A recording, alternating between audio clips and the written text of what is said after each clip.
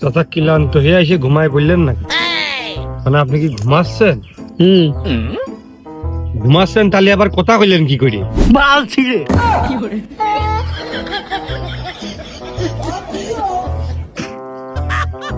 চাচা 1 minute time দেন। এই আপনি এই বিকেলের এই মনোরম পরিবেশের সময় এই খালের ধারে গামছা পেড়ে মানে ঘুমাচ্ছেন, এটা কি আপনার মানসিক শান্তির বহিঃপ্রকাশ?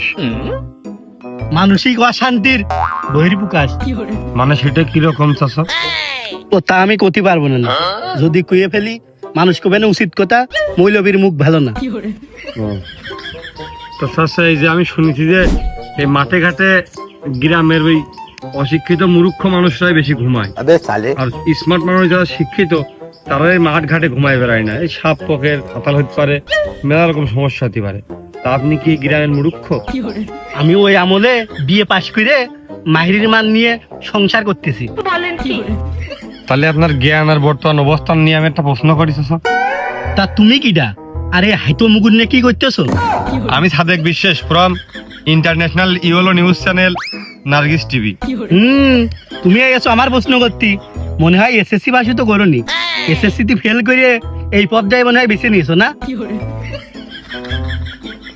চাচা বলেন তো, বিদ্যুতের আবিষ্কারক কিডা, মানে বিদ্যুৎ জন্ম দিয়েছে কিডা? Nikola Tesla. আর বিদ্যুতের মেরে ফেল দিয়েছে এই মৃত্যুদাতা কিডা? নিকোলাস টুকু। मतलब वो अलग ही लेवल का बंदा था।